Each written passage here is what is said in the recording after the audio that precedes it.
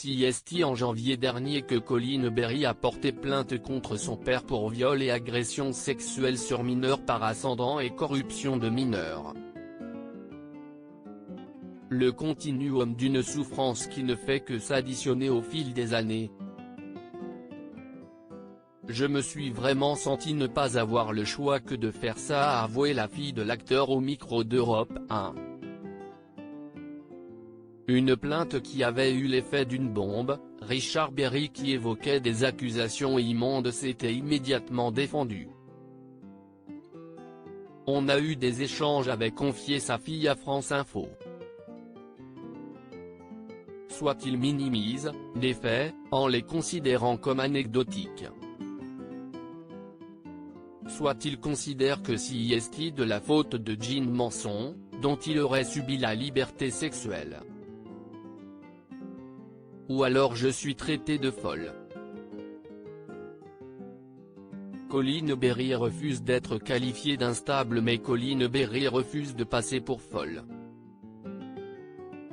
Si est une agression, si est essayer de me dénigrer, de me faire taire. On me dit instable, mais ça pourrait être aussi une autre qualification.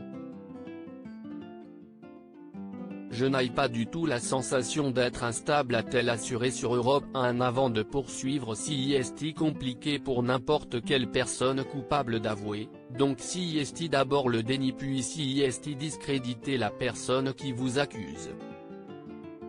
L'avocate de Colline Berry, également présente en studio, a d'ailleurs tenu à préciser, on n'est pas dans un débat parole contre parole, nous on a un dossier, on a 8 heures d'audition devant la brigade des mineurs, si est pas rien, donc on n'a plus qu'une simple parole. Colline Berry assure avoir tendu la main à son père des dizaines de fois dans le privé. Si je ne suis là, si est que je n'attendais plus rien de lui.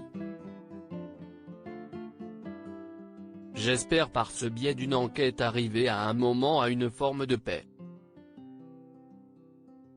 La jeune femme avoue d'ailleurs être prête à pardonner à son père. D'ailleurs il m'a demandé pardon. Là, il nie les faits en bloc, mais ça n'est pas la réalité. Il a du mal à assumer, a-t-elle confié.